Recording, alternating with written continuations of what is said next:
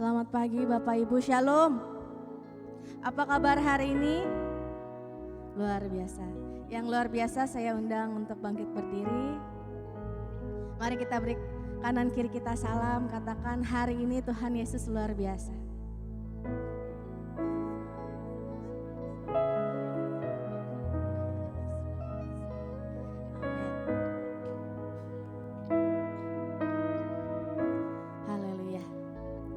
Siapkan hati kita mau datang ke hadirat Tuhan pagi hari ini. Kita mau bawa yang terbaik, kita mau berikan yang terbaik untuk Tuhan pada pagi hari ini. Haleluya. Mari kita bawa sembah syukur kita kepada Tuhan. Kami datang Tuhan, membawa hati kami Tuhan. Kami bawa Tuhan seluruh hati kami, penyembahan kami yang terbaik bagimu pagi hari ini.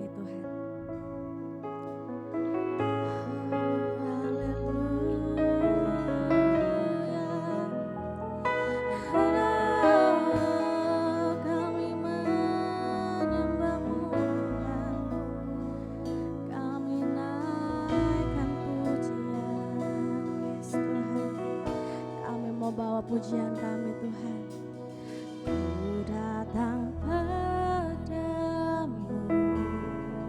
Kami bawa pujian kami, membawa pujianku.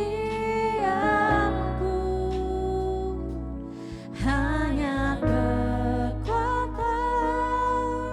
hadiratmu sanggup menjaga kami mau mendekat padamu Tuhan, mendekat padamu. Ku mau sentuh hatimu, ku mau sentuh hatimu. Biar ku melihat kemuliaan yang kau sediakan bagimu.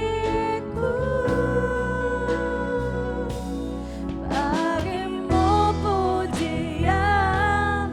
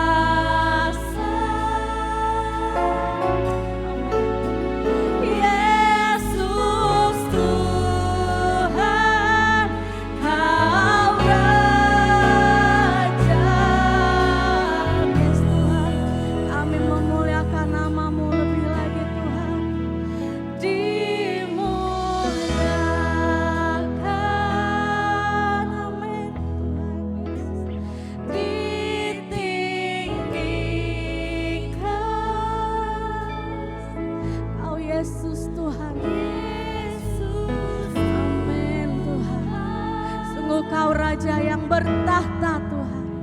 Kau Rajaku, oh haleluya, yang bertahta, Kau yang berkuasa,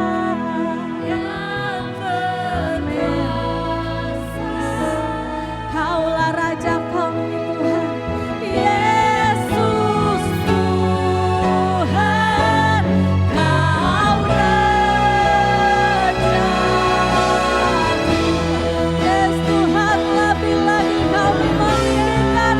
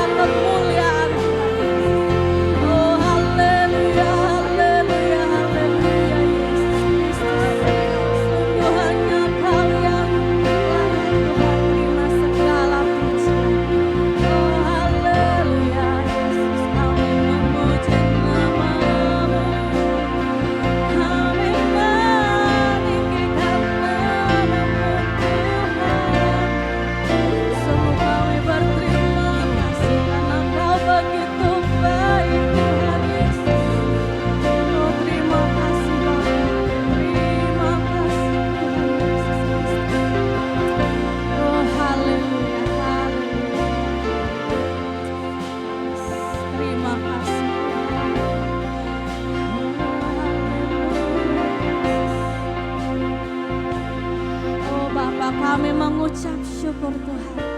Kami bersyukur karena Kau begitu baik, karena Kau begitu luar biasa dalam hidup kami Tuhan Yesus. Dan hari ini kami boleh berdiri bersama-sama di tempat ini. Semua karena anugerah-Mu Tuhan. Semua karena Kau Tuhan yang boleh Tuhan memampukan kami. Kami boleh di tempat ini berkumpul untuk memuji memuliakan nama-Mu lebih lagi Tuhan Yesus. Terima kasih Tuhan. Dan kami siap lebih lagi memuji-Mu Tuhan dengan segenap hati kami. Dengan segenap kekuatan kami Tuhan. Karena kami tahu hanya Kau Allah yang layak ditinggikan, dipuji, disembah Tuhan. Kemuliaan hanya bagi nama-Mu Tuhan. Dan kami siap memuji-Mu lebih lagi Tuhan. Di dalam nama-Mu kami sudah berdoa. Haleluya.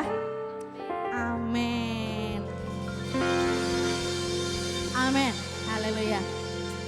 Bersuka hari ini saudara? Amin. Ada sukacita dalam Tuhan? Amin. Lebih lagi kita mau bersuka bagi Tuhan pagi hari ini.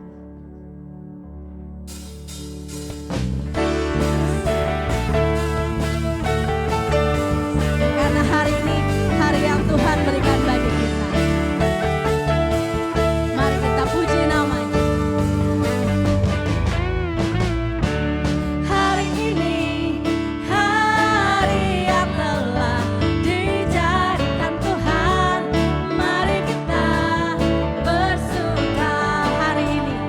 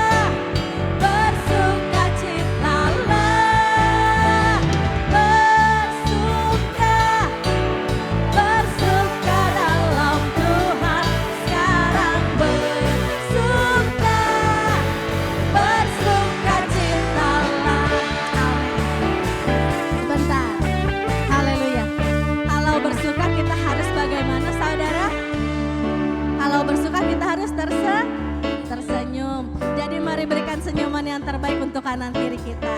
Nyanyikan lagu ini dengan penuh sukacita.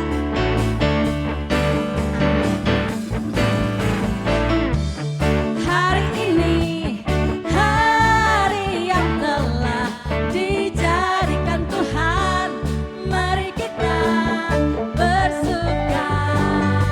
Amin. Hari ini hari yang telah dijadikan Tuhan, mari kita bersuka dalam Tuhan, bersuka di dalam Tuhan,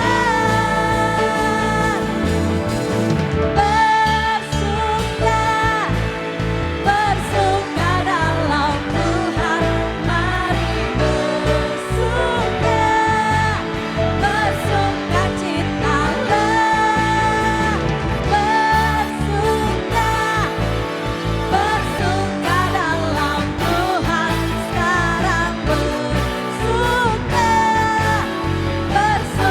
citalah, mari kita lebih lagi bersuka,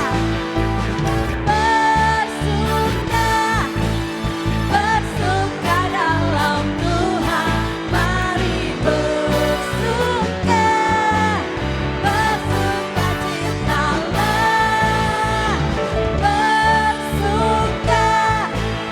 bersuka dalam Tuhan, sekarang bersuka citalah, sekarang bersuka citalah, sekarang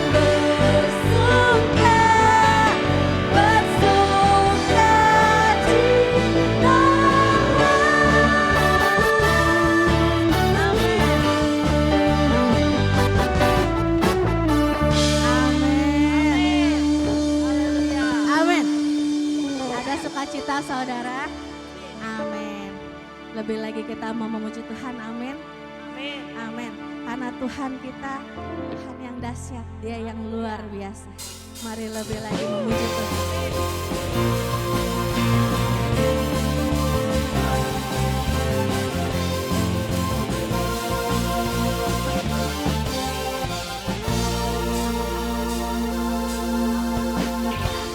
Indahnya hidup di dalam Tuhan, Dia mencurahkan berkat yang melimpah. Alangkah indahnya jalan bersama Tuhan, Dia memberikan kuasa untuk menang. Yesus ku dahsyat, ku terangku kepadamu, Kau Tuhan yang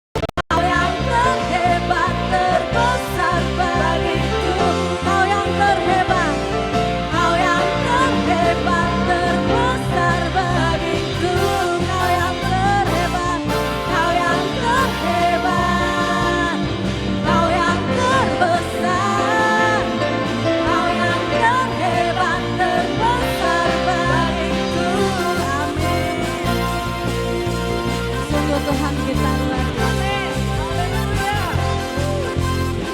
Amin Tuhan. Amin. Haleluya. Amin.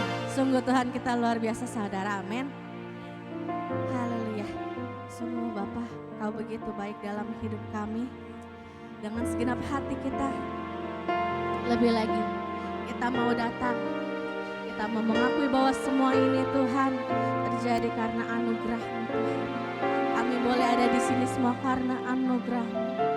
Sungguh Kau yang begitu luar biasa. Kasih-Mu melingkupi kami. Oh haleluya. Kami memuji-Mu Tuhan.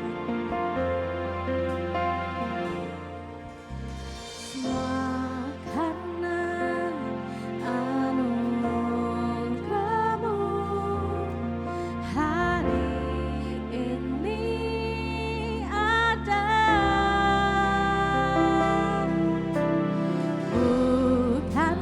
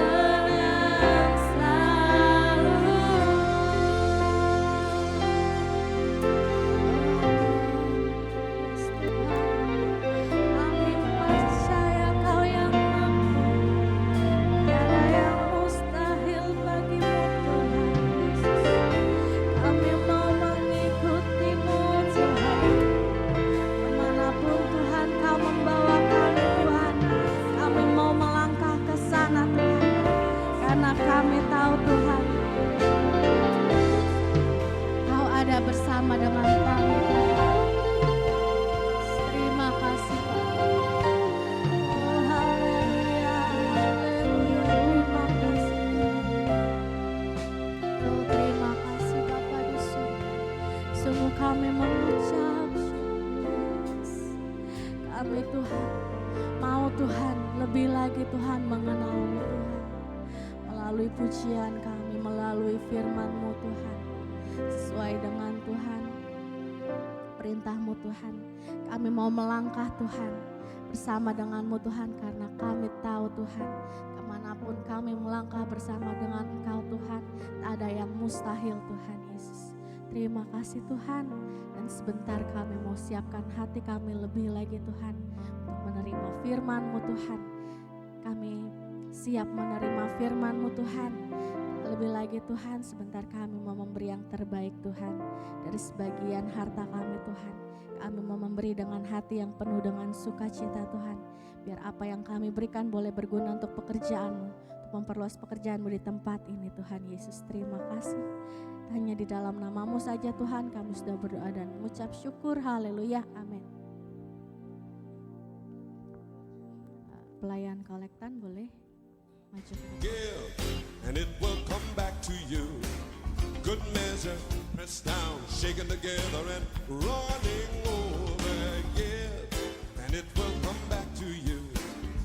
When you give to the Lord. Help me out now, here we go. Give, and it will come back to you. Good measure, pressed down, shaken together, and running over. Give, and it will come back to you. When you give to the Lord. Give in love, give in faith, give with joy and a smile on your face. Give as the Lord has given to you. How you give is a reflection of your gratitude. So give, and it will come back to you. Good measure, pressed down, shaken together, and running over. Give, and it will come back to you. When you give to the Lord. Give, and it will come back to you. Good measure, pressed down, shaken together, and running over. Give, and it will come back to you. When you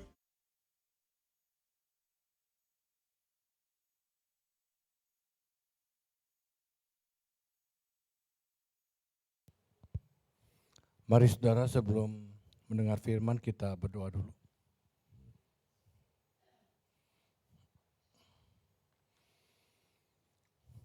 Bapa dalam surga, terima kasih Tuhan pada pagi hari ini, hari yang baik buat kami beribadah.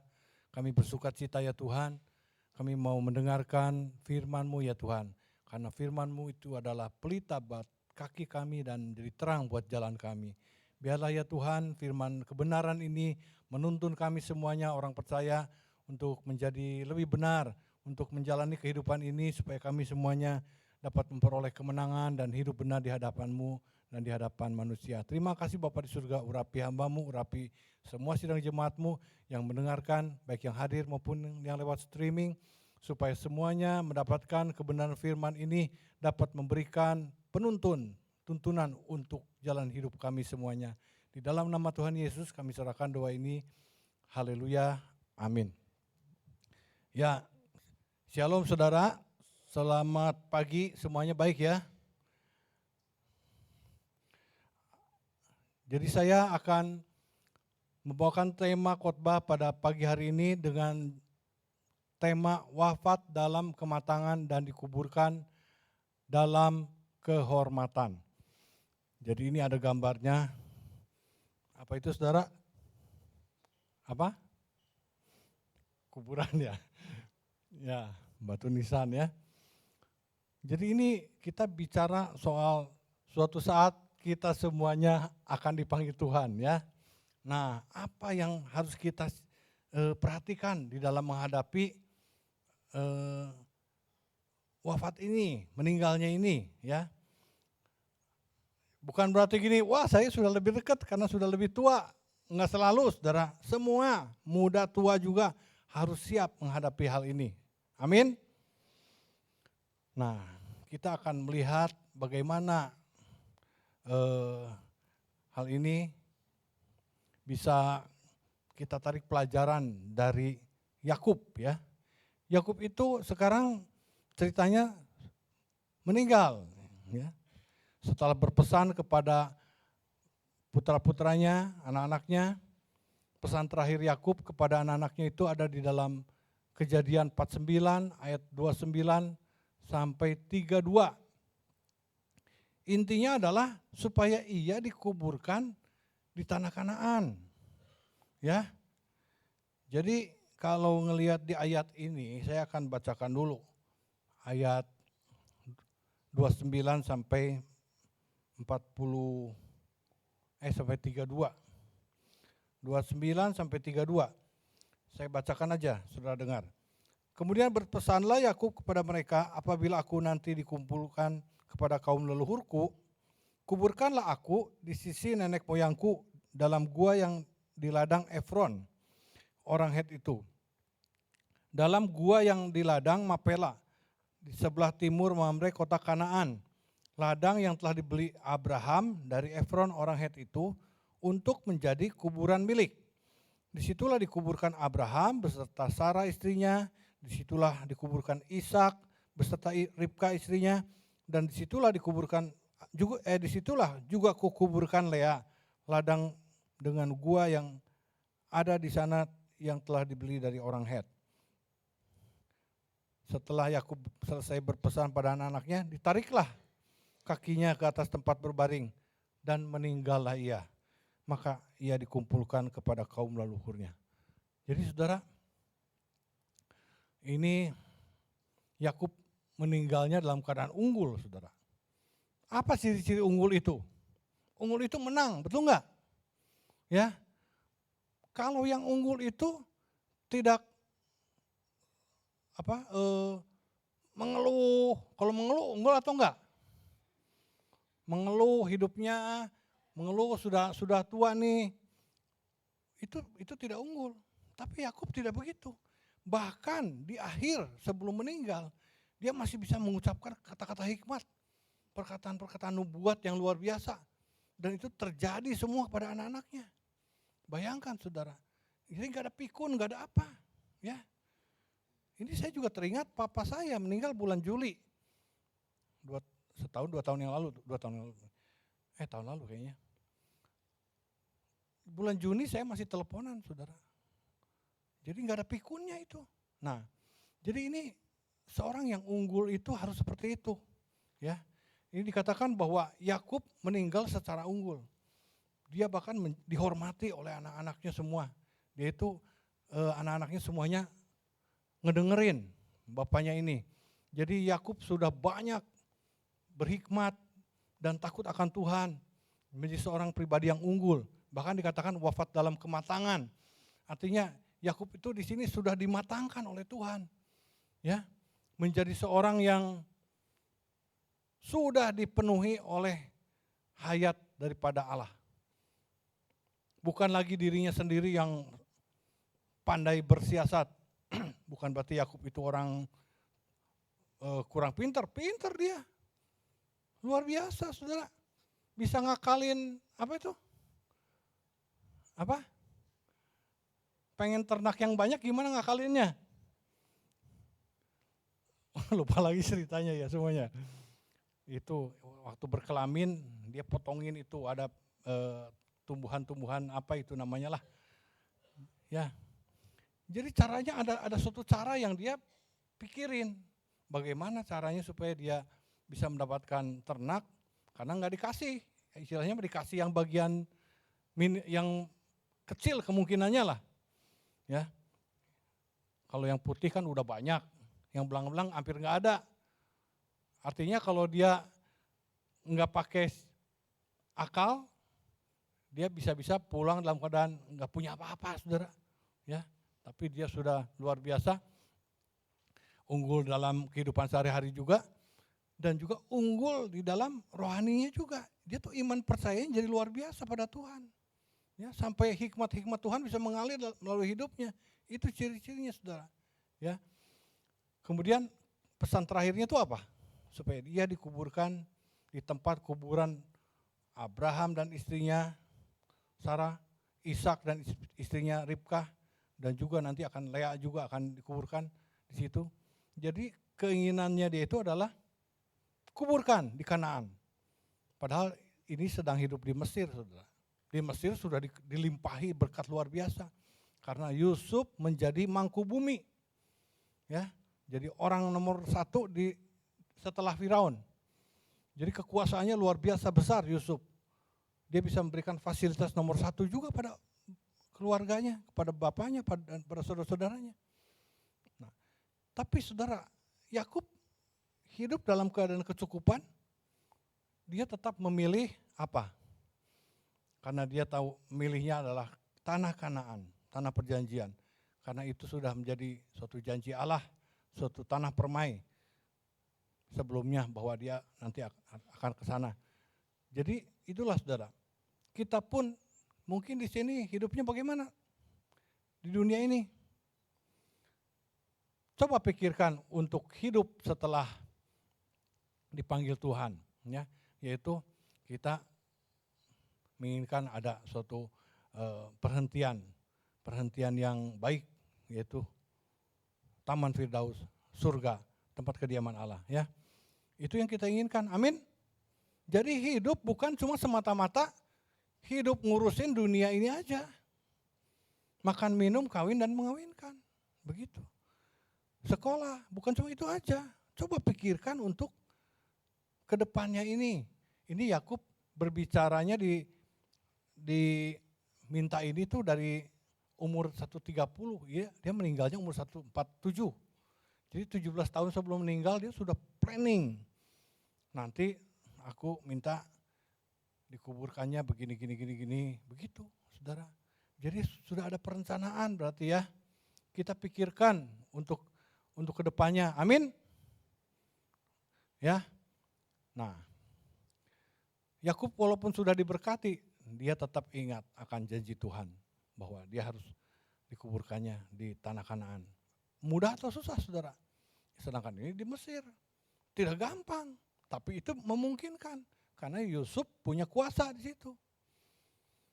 Ya. Nah, ini Rasul Paulus mengingatkan kita bahwa katanya, aku telah mengakhiri pertandingan yang baik. Aku telah mencapai garis akhir dan aku telah memelihara iman. Ini Paulus pun bicara ini sudah mau mati, saudara. Ya. Nah, sekarang telah tersedia bagiku mahkota kebenaran yang akan dikaruniakan padaku oleh Tuhan, Hakim yang adil pada harinya. Inilah ciri-ciri orang yang sudah matang, ya. Pada harinya tetapi bukan hanya padaku, melainkan juga kepada semua orang yang merindukan kedatangannya.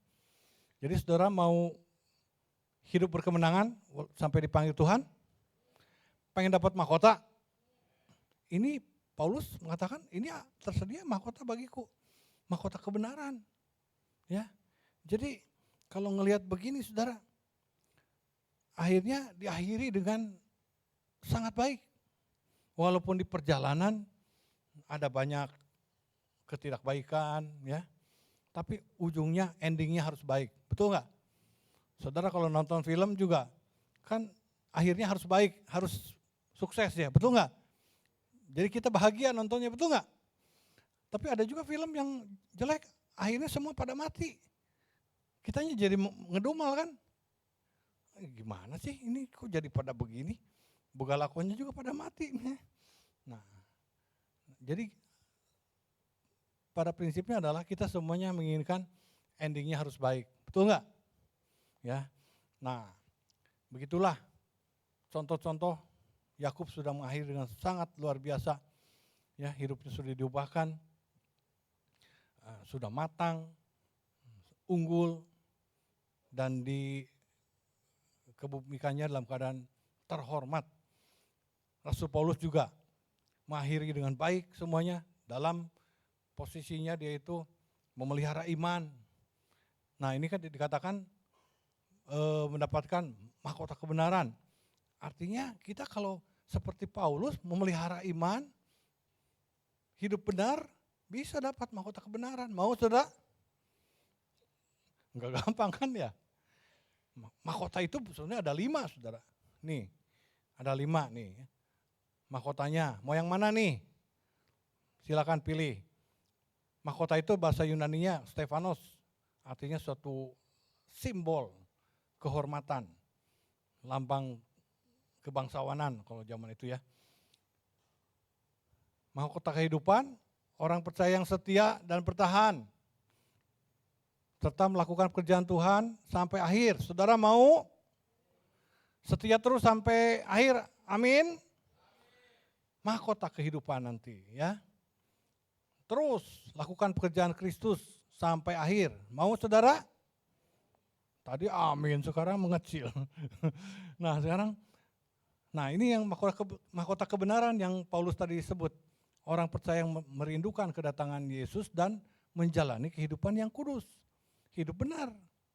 Mau saudara? Wah ini agak mendengar kata hidup kudus langsung sepi ya. Mau gitu ya. Kemudian mahkota kemuliaan. Orang percaya yang setia memelihara domba-domba Allah. Kalau saudara melayani ada banyak domba dipercayakan, ayo setia lakukan itu. Nanti ada mahkotanya ini. Mau saudara? Wah, saya belum punya domba, ayo masuk, pelihara domba.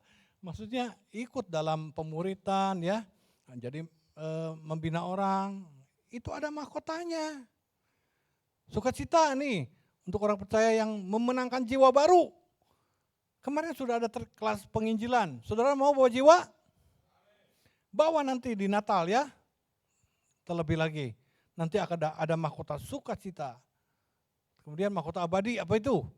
Orang percaya yang mampu menguasai diri dalam segala hal. Ini enggak gampang saudara, harus menguasai diri dalam segala hal. Tapi ada mahkotanya. Mau? Mau enggak 5-5-nya? Amin ya. Nah udah rindukan itu. Ayo jalani yang mana satu persatu. Supaya nanti dapat ini semuanya kalau ketemu di sana. Di Firdaus. Ada mahkotanya, di surga ada mahkotanya, gitu ya. Nah, sekarang kita lihat Yakub meninggal dalam kematangan dan dikuburkan dalam kehormatan. Kejadian 49 ayat 33. Tadi yang sudah kita baca ya, yang sudah saya baca. Jadi setelah Yakub berpesan, diselimutin, meninggal. Luar biasa ya. Enggak ada kesakitan, enggak ada keluh kesah, enggak ada. Nah inilah ciri-ciri orang yang sudah matang dan unggul. Jadi kita bapak-bapak, ibu-ibu, ya hidupnya jangan banyak mengeluh ya. Hiduplah secara terhormat yang dihormati oleh anak-anaknya, maka bisa jadi seperti ini. Kan ada orang tua yang meninggalnya, aduh kasihan ya, anak-anak tidak mempedulikan. Semuanya pada ngecuekin, dia dan susah jadinya. Bagaimana itu? Kenapa coba bisa begitu? Hidupnya dalam keadaan kalah itu. Berarti ada banyak ketidakbenaran mungkin di masa lalunya sehingga anak-anak semua pada benci pada orang tua ini yang udah mau meninggal, dicuekin. Jangan sampai terjadi, amin. Halo? Ya bapak-bapak, ibu-ibu, ingat loh ini. Supaya kita mengakhiri pertandingannya dengan kemenangan. Nah, ini Yakub mengatakan bahwa setelah itu kan dia meninggal. Di ayat sebelumnya yang saya bilang umur 130 tahun itu, ini bicara begini, aku mau mendapat perhentian bersama dengan nenek moyangku. Ini perkataan ini 17 tahun sebelum meninggal. Nanti meninggalnya mau di tanah Kanaan, di tempatnya Abraham, Ishak dikuburkan. Nah itu. Nah kata perhentian ini diambil dari kata sakap, ya. Sin, kaf, bet. Itu artinya adalah tidur, istirahat. Jadi Yakub ini mengatakan bahwa meninggal itu adalah tidur. Yakub memandang bahwa kematian itu sebagai tidur. Ya, jadi Yakub itu umurnya udah 147 meninggal dan dia melihat bahwa aku beristirahat. Makanya saudara, aku tidur. Makanya dikatakan kalau ucapan yang meninggal apa? Beristirahat dengan tenang ya. Semuanya saudara mau mati dengan cara bagaimana? Beristirahat dengan tenang. Ada yang tidak tenang juga beristirahat dengan tenang. Beristirahat. Nah jadi kita nanti suatu saat memang tubuh kita itu mati. Tapi itu seperti tidur. Karena apa? Karena nanti akan ada kebangkitan buat kita orang percaya. Amin. Percaya saudara? Ini dikatakan di 1 Tesalonika 4 ayat 14 ya. 1 Tesalonika 4 ayat 14.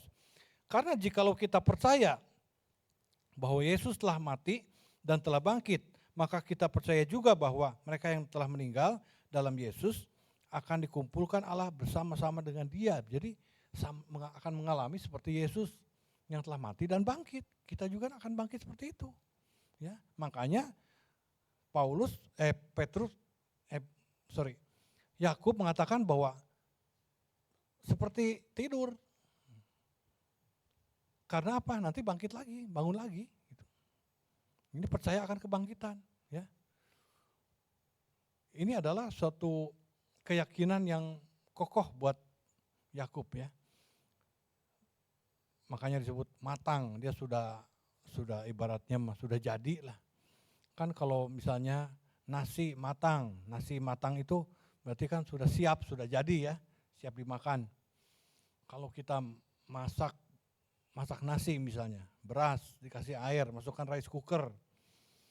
Tapi lupa waktu di modenya bukannya cook tapi warm. Bisa matang enggak? Suka terjadi begitu ya? Nah, pas lagi kan misalnya nanti mau makan, masak nasi dulu. Tahu-tahu lupa ini cook. Udah ngelihat nyala aja, kiranya udah memasak. Pergi pas datang mau makan, dibuka masih belum jadi. Nah, itu belum matang, Saudara. Tapi kalau sudah matang, cook ya, proses kehidupannya harus cook baru kita bisa jadi matang. Proses dengan tempaan-tempaan kehidupan, tempaan-tempaan kita lewatin, kita bisa jadi matang. Kalau sudah matang, lihat bukan nasi udah matang gimana? Wah senang kita kan, udah tinggal mau makan ya. Nah jadi begitu, ini Yakub ini udah menjadi sesuatu yang berharga, yang sangat bernilai di hadapan Tuhan. Karena sudah jadi, udah matang. Nah Tuhan itu kan dikatakan dalam Mazmur 116 ayat 15. Tuhan mengasihi, kematian kita orang percaya itu sangat berharga di mata Tuhan bagi orang-orang yang mengasihinya. Ya. Jadi kalau kita mengasihi Tuhan dan Tuhan mengasihi kita, maka kematian kita itu menjadi berharga. Seperti ini. Berharga dan terhormat, unggul. Saudara mau seperti itu? Pasti maulah kita semuanya juga ya. Masa matinya dalam keadaan yang sia-sia atau tercela? Enggak mau kan? Semua juga orang mati juga dimandiin, dikasih jas ya, didandanin, kasih jas, pakai sepatu, betul enggak? Jadi pantas gitu, matinya harus pantas. Nah itulah, karena Tuhan juga sangat menghargai, sangat memberi suatu nilai buat orang-orang yang dikasihinya. Ya, untuk orang-orang yang unggul, orang-orang pilihan yang hidupnya benar, wah Tuhan akan mengapresiasi kematian kita juga. Karena dia sudah dipanggil. Tubuhnya mati tapi badannya, rohnya itu kembali kepada Allah. Ya. Nah itu. Nah, sekarang Yakub dikubur dengan kehormatan. Penguburan Yakub itu megah, saudara, ya, dengan pemakaman kenegaraan. Jadi ini ada di dalam Kejadian 50 ayat 1 sampai 13. Ayat ketujuhnya dikatakan, jadi sebelumnya tuh gini, Yakub meninggal, maka Yusuf itu memanggil tabib-tabib, kasih rempah-rempah, dan menangis, dan ituinlah 40 hari disemayamkannya gitu ya. Kemudian 70 hari pada menangis, masih diperingati juga. Nah setelah itu, kemudian Yusuf itu minta kepada Firaun, pesan dari bapak saya katanya, nanti meninggalnya itu minta di tanah Kanaan. Apakah diperbolehkan? Oh silakan, malah apa saudara? Di ayat ke-7 ini ya. Lalu berjalanlah Yusuf ke sana untuk menguburkan ayahnya, dan bersama-sama dengan dia berjalanlah semua pegawai Firaun, bayangin.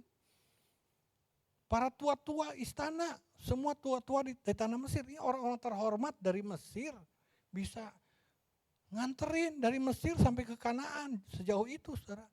Ini wah luar biasa sekali. Ya, sampai seperti itu, karena Yusuf itu sudah jadi orang nomor 1 di situ. Makanya dia punya kuasa untuk menggerakkan orang-orang yang jadi bawahannya. Semua orang-orang terhormat ikut untuk berduka gitu. Ya, jadi ini suatu kehormatan yang luar biasa, betul nggak? Ya, makanya kita meninggal itu jangan sampai menjadi disia-siakan dan anak enggak ini terhadap orang tua misalnya. Ya, jangan sampai begitu, ya. Orang tua meninggal dimuliakanlah meninggalnya itu. Jangan apalagi antepin aja udah. Misalnya enggak diurusin apa-apa. Aduh, itu kasihan banget kalau gitu ya. Jangan, saudara.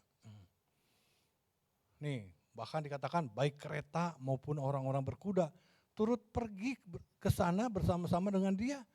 Bersama iring-iringan itu sangat besar. Jadi ini suatu peristiwa yang luar biasa, saudara. Ya, semua yang di istana itu dibawa orang-orang pentingnya sama pasukannya juga, orang-orang berkuda. Coba, ya, hebat ya. Kayaknya sih kalau orang biasa yang tidak ada apa-apanya nggak mungkin lah diperlakukan seperti ini. Tapi Tuhan meninggikan Yakub dalam kematiannya itu karena Tuhan sudah tahu Yakub sudah diproses, sudah jadi. Kalau kayak tadi masak beras mah ya, sudah jadi ini. Sudah sangat berharga, di mana di situ nanti akan diturunkan 12 suku Israel. Yakub adalah Israel, bangsa pilihan Tuhan. Dan dari situ nanti keturunannya akan muncul Mesias, Yesus. Ya, jadi itu sudah dipilih begitu. Dan ini sudah terjadi dalam Yakub, sudah sesuai, prosesnya sudah selesai. Sudah berkenan di hadapan Tuhan. Itulah saudara, kalau saudara mengikut Tuhan, proses Tuhan selesai dalam diri saudara, maka saudara juga kurang lebihnya akan dimuliakan juga seperti itu. Mau saudara? Ikutin proses pembentukan dari Tuhan ya, supaya kita semuanya jadi matang semuanya. Nah, kemudian Yusuf juga meninggal, saudara. Setelah itu kan ceritanya di dalam di Kejadian 50, setelah mengantar Yakub, Yusuf juga mati juga. Tapi itu jarak waktunya nggak disebutin. Cuman umurnya matinya umur 110. Kalau Yakub 147. Nah, dia matinya umur 110. Sama juga, mayatnya dikasih rempah-rempah. Yusuf juga sama. Meninggalnya dalam keadaan terhormat juga, ya. Nah, dia berpesan kepada saudara-saudaranya untuk sama juga nih seperti Yakub, bawa tulang-tulangnya ke tanah Kanaan supaya dikuburnya di sana. Walaupun di Mesir sebetulnya kalau mau kuburan ibaratnya dia akan dapat kuburan yang luar biasa karena orang nomor 1 ya. Tapi sama juga, Yusuf mati ingin ke tanah permai, ya, ke tanah Kanaan. Jadi kita semuanya juga ya inginkan supaya kita dapat kekekalan di surga. Amin. Ya, semuanya supaya perhatikan kehidupan rohanimu supaya bukan hanya hidup ini, hidup di dunia aja, makan, bekerja, kawin, punya anak, mengawinkan juga, punya cucu, udah punya cucu, udah ya jalan-jalan udah gitu. Bukan cuma begitu, saudara. Ya, kita harus ada kembali kepada kewargaan negara kita itu di mana, saudara? Sorga, bukan cuma hidup di dunia ini aja. Kita harus balik ke sana nanti. Tubuh akan binasa, habis. Tapi rohnya itu kan kembali kepada Allah, pencipta. Ya, itulah yang harus kita sudah pikirkan. Yakub sudah mikirinnya 17 tahun sebelum meninggal. Artinya kita pun harus sudah pikirkan. Ya, bukan berarti gini, oh disuruh beli tanah kuburan. Bukan cuma begitu, saudara. Ya ada juga yang udah mempersiapkan, ada ya. Untuk kuburan keluarga misalnya mau di mana, mau di sono yang jauh atau di situ TPU atau di sono. Ya banyak sekarang tempat-tempat. Bukan itu makan secara bukan cuma itu ya, itu kan secara jasmaninya begitu. Tapi yang penting adalah kita ini sudah punya tempat belum? Tempat yang baik yang Tuhan sudah sediakan untuk orang percaya yang hidup benar. Itu aja ya. Nah saudara, wah itu mah katanya Yakub, Yusuf jauh 1000 tahun lebih nggak ketemu, nggak kebayang. Nih contoh yang nyata. Billy Graham, ya. Jadi ini adalah penginjil terhebat, namanya sampai terkenal sepanjang masa. Jadi terhebat di zaman dia. Tahun 1918 lahirnya, meninggalnya tahun 2018. Bukan 100 tahun, 99 tahun 3 bulan.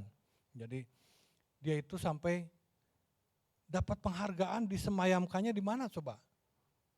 Di gedung Kongres Capitol, Washington DC. Ya. Di gedung pemerintah. Ditaruh di situ. Bagaimana saudara sampai semua pejabat-pejabat menghormati Billy Graham, ini kan penginjil. Kalau saya lihat dari sebaran penginjilannya, wah itu benua, bukan kelas kota-kota begitu, udah KKR-KKR besar di berbagai negara. Nah ini diberikan penghormatan oleh Amerika ya. Kenapa sih sampai bisa seperti ini? Tuh Billy Graham. Lahir tahun 1918, lahirnya itu 7 November, saya ingat kenapa, itu adalah hari perkawinan saya 7 November, meninggalnya 21 Februari, jadi 99 tahun 3 bulan.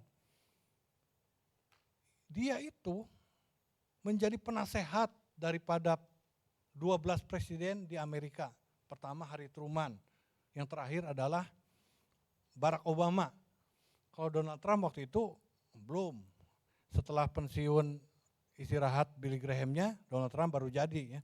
Tapi Donald Trump itu menghormati ketika disemayamkan, ketika dikubur, menghadiri.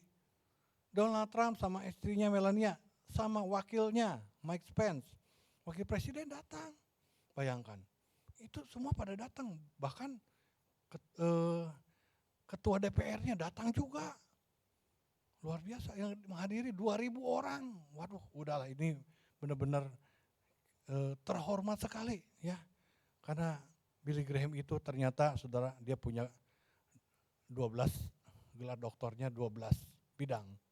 Ya, dia doktor hukum juga, doktor kemanusiaan, doktor keilahian, doktor teologi ya, doktor definite ya, dan lain-lain.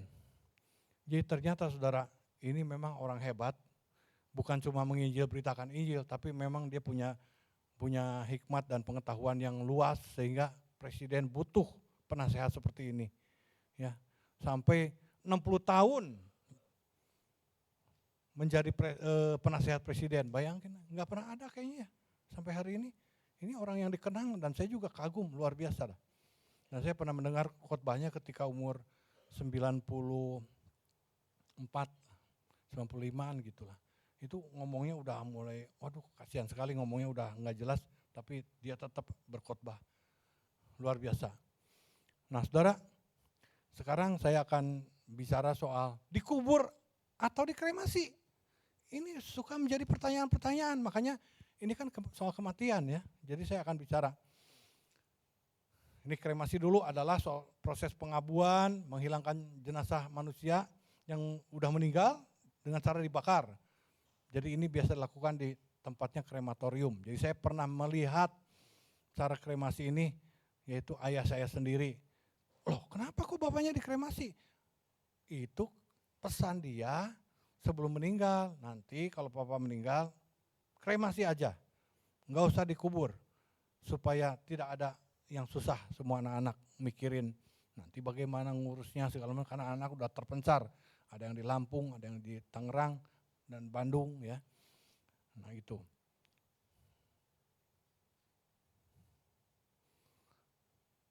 Jadi kalau kremasi itu jenazah dibakar di suhu tinggi, kurang lebih 1000 derajat lah ya.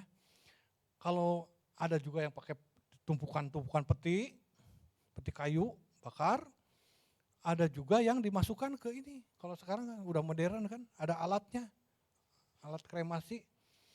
Ketika upacara memasukkan itu, saya yang melakukan itunya, mewakili keluarga untuk memencet tombolnya. Ting, langsung muncul api. Besar sekali apinya. Itu paling proses cuman 75 menit sampai 3 jam udah selesai itu. Habis tinggal tulang. Jadi tulangnya itu nanti digerus jadi bubuk-bubuknya. Kemudian waktu itu kita pergi ke Ancol, dari Bandung ke Ancol, naik perahu, dilarung. Jadi saya tuh mengalami itu, jadi tahu prosesnya. Dilarung, kan dimasukin ke guci ya. Guci, nanti dilarung tuh ditenggelamkan begini. Cek.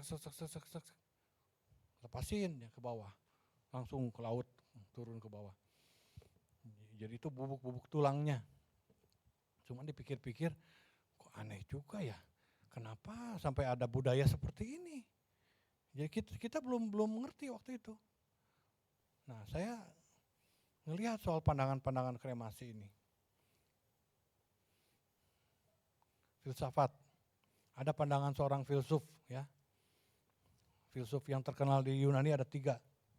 Socrates, punya murid Plato, punya murid lagi Aristoteles. Nah, salah satu di antara orang hebat ini, itu sekitar 500 tahun sebelum Masehi, sebelum Kristus lahir sudah ada nih filsuf ini. Dia itu punya pendapat bahwa tubuh manusia ini menghalangi keluarnya jiwa rohnya, roh dari tubuhnya. Jadi perlu dihancurkan supaya mempermudah keluar, lepas.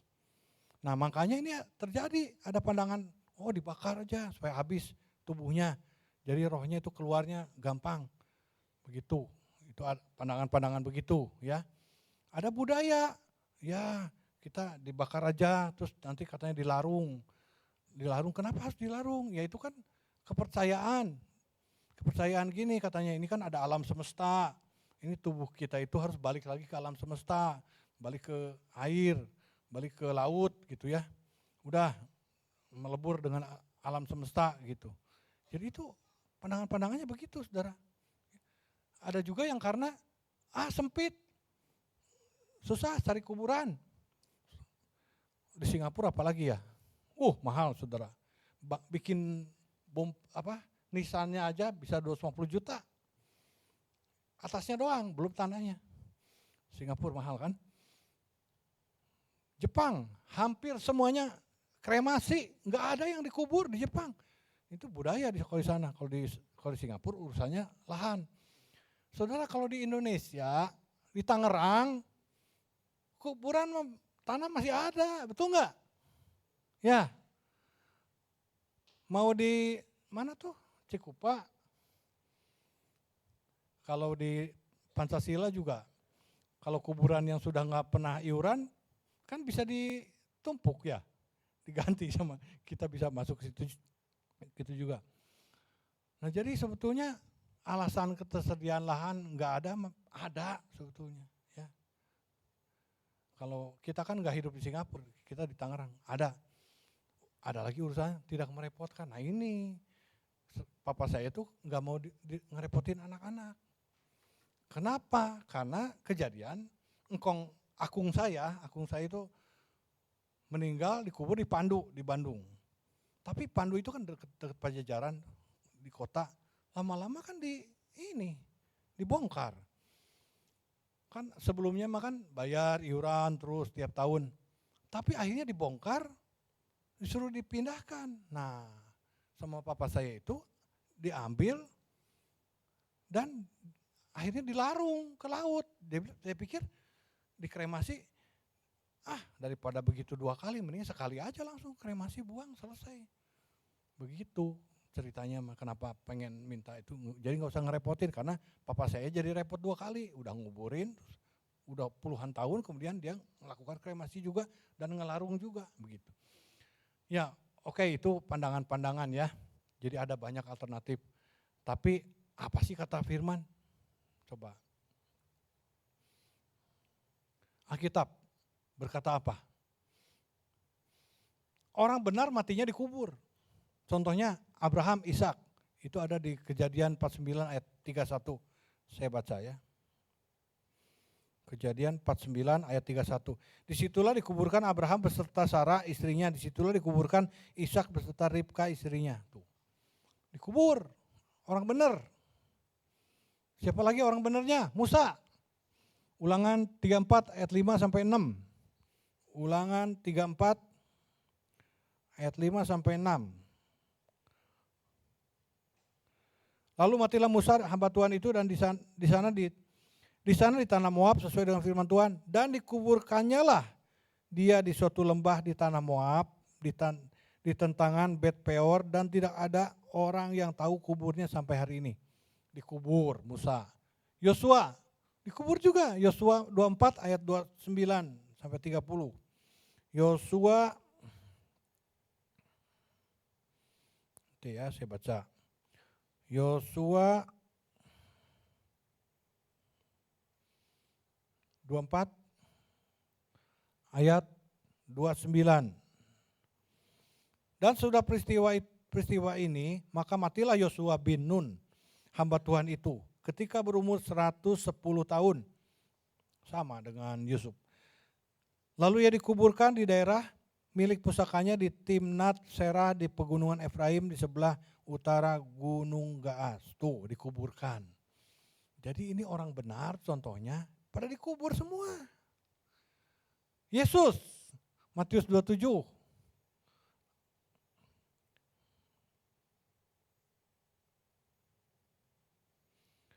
Matius 27 ayat 58. Ia pergi menghadap Pilatus, murid-muridnya nih, dan meminta mayat Yesus. Pilatus memerintahkan untuk menyerahkannya kepadanya. Ayat 60.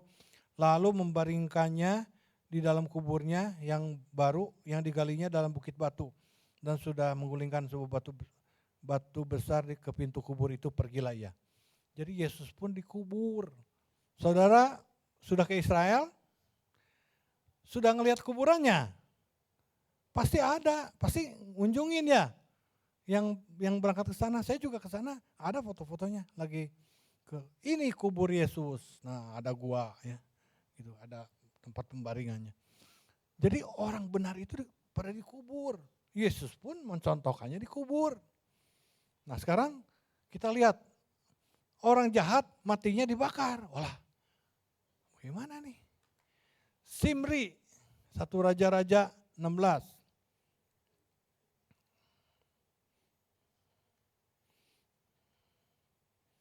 1 Raja-Raja 16 ayat 18. Segera sesudah Simri melihat bahwa kota itu telah direbut, masuklah ia ke dalam puri istana raja, lalu membakar istana raja itu, sedang ia sendiri ada di dalamnya. Dan ia mati, ini mati kebakar.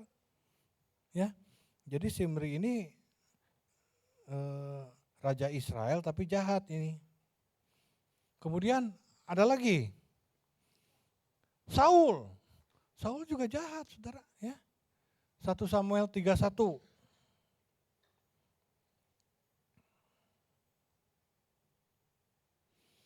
1 Samuel 31 ayat 12. Maka bersiaplah segenap orang gagah perkasa, mereka berjalan terus semalam-malaman lalu mengambil mayat Saul dan mayat anak-anaknya dari tembok kota Bet-Shean. Kemudian pulanglah mereka ke Yabes dan membakar mayat-mayat itu. Jadi ceritanya Raja Saul ini udah dikejar oleh tentara Filistin, sudah terdesak dia bakal mati nih. Wah udah ini mah gak ada harapan. Maka dia mau bunuh diri nih. Minta ke pembawa senjatanya, pengawalnya itu, bunuh aku katanya, tusukkan pedangnya. Tapi si pengawalnya itu gak tega, saya gak sanggup melakukannya. Jadi si Saul ini ambil pedangnya dari pengawalnya dan dia bunuh diri langsung, menusukkan, mati. Pengawalnya juga sama, ikutan menusukkan, mati juga di situ. Datang tentara Filistin, kemudian dipancung, dipenggal Saul itu, ya. Nah, kemudian ini kan ada orang-orang datang ke situ. Ada orang-orang Israel datang, kemudian ambil mayatnya Saul, dibakar, saudara. Ya. Nah, jadi saudara kalau melihat contoh-contoh seperti ini, kesimpulannya apa, saudara? Dikubur atau dikremasi? Paling baik dikubur, ya. Memang tidak ada larangan, jangan dikremasi. Alkitab tidak ngomong itu. Tetapi kalau ngelihat begini, ngelihat lagi bahwa kematian orang-orang benar itu terhormat, ya. Yakub matinya juga terhormat, begitu. Berharga di mata Tuhan. Sesuatu yang berharga kan harus terhormat, betul nggak? Ya. Kalau berharga kan kita nggak akan sembarangan perlakukannya, betul nggak? Biarin dia mah udah mati, nggak punya perasaan ini, kita seret aja. Coba, pantas nggak? Orang tua kita matinya diseret, pantas nggak? Sangat hina itu. Ya, harus makanya dimasukkan ke peti, dijasin, diupacarakan, begitu. Jadi terhormat, begitu ya. Nah, di antara dikubur dan dikremasi mana yang lebih terhormat? Nah, itu ya. Jadi itulah jawabannya untuk kita semua. Jadi mengenai soal kematian ini kita punya gambaran ya, bahwa kita harus contoh seperti Yakub yang sudah selesai diproses oleh Tuhan. Dia sudah dipenuhi oleh hayat daripada Allah. Dia bukan lagi dirinya sendiri yang penuh dengan segala tipu daya dan siasat dan banyak kepentingan-kepentingan. Tapi dia sudah semuanya dipercayakan pada Tuhan dan dia menjadi orang yang terhormat. Dihormati oleh anak-anaknya, ya. Semua anak-anaknya segan pada dia dan semua anak-anaknya itu disatukan oleh dia itu. Yusuf juga sama, unggul juga. Ketika bapaknya sudah meninggal, saudaranya takut semua. Wah, nanti aku akan diapain nih? Dia kan sudah jadi mangku bumi. Nanti kita dikerjain nih, dibalas nih kejahatan kita. Tapi Yusufnya bilang gini, engkau mereka-rekakan yang jahat kepadaku, tapi Tuhan mereka-rekakan yang baik terhadap apa yang kau perbuat. Jadi kejahatan itu Tuhan ubah menjadi apa yang baik untuk Yusuf. Itulah kehebatan jadi unggul. Maka dia bisa jadi seperti itu. Karena apa? Itulah proses kelakuan daripada kakak-kakaknya itu. Ya. Jadi itulah saudara, kita diproses harus jadi mateng oleh proses kehidupan. Apapun itu, jangan ngeluh. Wah ini begitu, banding-bandingin sama orang lain, gak usah. Saudara punya ceritanya sendiri, tulis aja riwayat sendiri. Ya, punya kekhasan, keunikan dan kehebatannya sendiri, keunggulannya sendiri. Itulah yang saudara kerjakan. Gak usah di copy paste ke orang lain. mau jadi seperti siapa, nggak bisa. Ya, jadilah kita semuanya menjadi diri sendiri semuanya, menjadi seorang yang matang, menjadi seorang yang unggul, dan mengakhiri kehidupan kita itu dengan wafat dalam kematangan dan dikuburkan dalam kehormatan. Amin. Mari bangkit berdiri.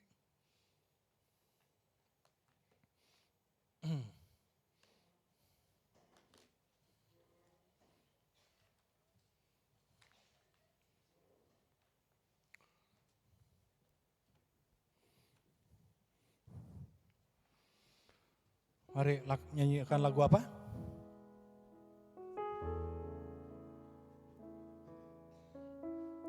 Mari saudara, kita akan nyanyikan lagu ini, hayati lagu ini supaya semua firman yang tadi sudah disampaikan juga kita renungkan, ya. Sambil kita mari bangkit berdiri, nyanyikan lagu ini. Hayati kata-katanya, nyanyikan dengan sungguh-sungguh.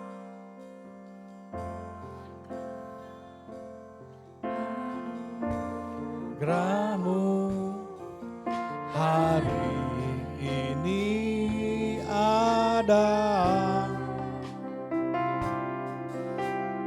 bukan karena kuatku, namun karena Rohmu. Bawa hatiku penyembahan, semakin bertambah. Ketika kita semakin berkurang, Yesus semakin berkurang. Itulah kematangan.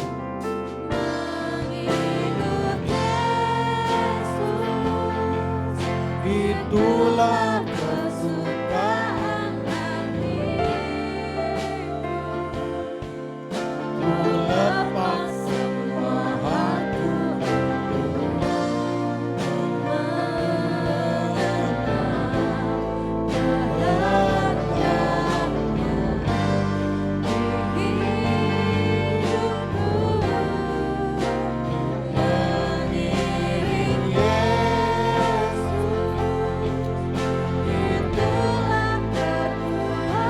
kita ikut Yesus, mengiring Yesus, ikuti terus jalannya. Itulah kekuatan daripada kita.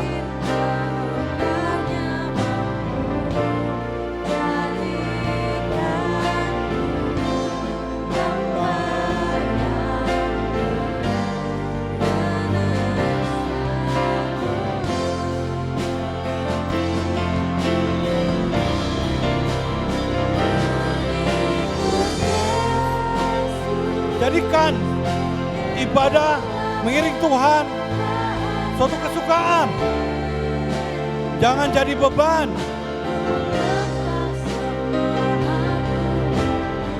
Ikuti prosesnya, baik susah ataupun senang.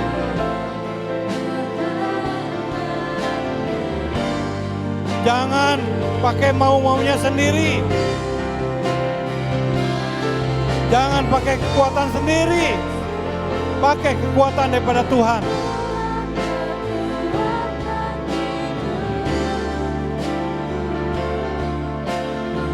Kita percaya pada Tuhan. Sama seperti Yakub percaya pada kehidupan kekal, tanah yang permai.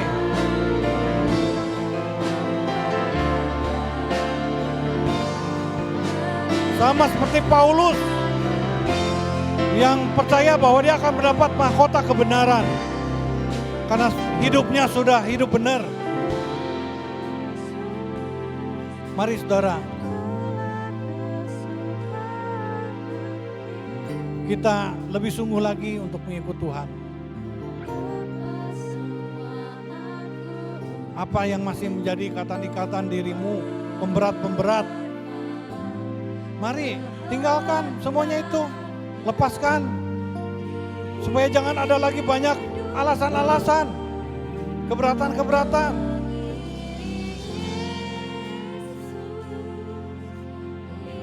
Ikuti dia, jalan yang benar. Satu-satunya jalan keselamatan itu. Percaya ada hal yang baik yang disediakan. Walaupun mungkin ada hal buruk yang terjadi. sama seperti Yusuf, dia meresponinya bahwa dia ngelihat ada satu visi yang sudah Tuhan sediakan untuk hidupnya. Itu saja yang dikerjakan. Tidak terganggu oleh hal-hal buruk yang terjadi pada dirinya. Mari saudara, kita renungkan supaya kehidupan kita itu menjadi pribadi yang unggul, mengakhiri pertandingan hidup ini, memperoleh suatu kehormatan, kematangan.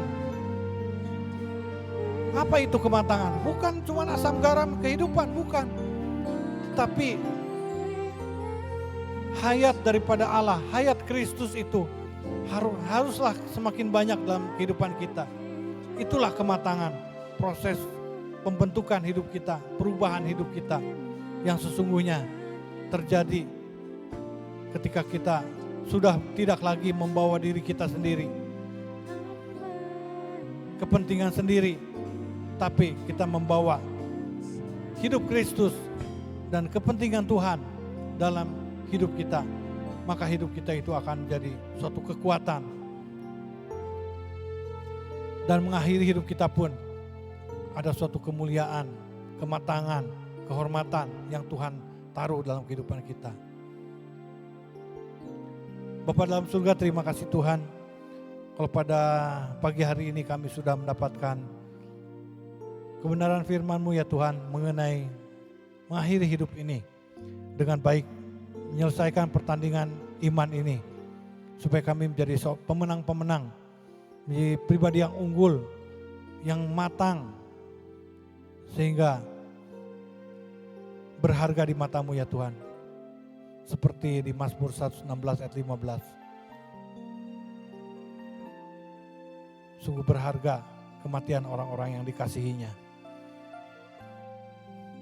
Mari Tuhan, sempurnakan pembentukan proses pada setiap kami dengan pribadi-pribadi yang unik semuanya, masing-masing dengan kekuatan dan kelemahan. Tapi biarlah semuanya itu pembentukan-Mu ya Tuhan, mengubahkan kami semuanya menjadi pribadi yang matang, menjadi yang berguna, bernilai dan unggul di hadapan-Mu dan di hadapan sesama. Terima kasih Bapa di surga. Kami menyerahkan doa ini hanya ke dalam tangan-Mu. Dalam nama Yesus.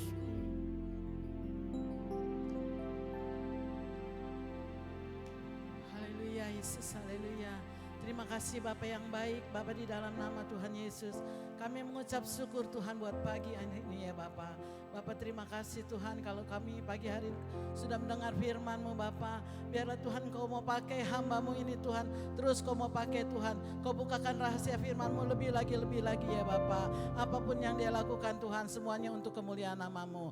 Terima kasih Bapa yang baik. Bapa pada pagi hari ini kami berdoa Tuhan khususnya untuk tanggal 27 Tuhan untuk ada Pilkada Bapa. Bapa kami serahkan Tuhan Yesus acara ini ke dalam tangan-Mu Bapa. Biarlah Tuhan Yesus di dalam acara ini boleh berjalan dengan aman Tuhan, adil Tuhan, jujur ya Bapa. Siapapun Tuhan Yesus yang boleh terpilih Tuhan, biarlah Tuhan itu sesuai kehendak-Mu ya Bapa. Bapa kami juga berdoa Tuhan Yesus untuk setiap anak-anak-Mu, jemaat-Mu ada di tempat ini Tuhan.